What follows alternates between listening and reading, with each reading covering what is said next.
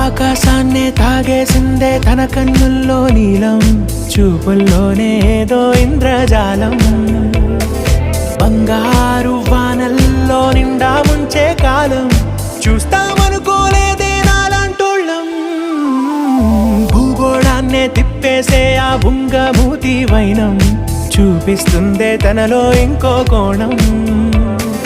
చంగావి చంపల్లో చంగుమంటూ మౌనం, చూస్తూ చూస్తూ తీస్తూ ఉందే ప్రాణం.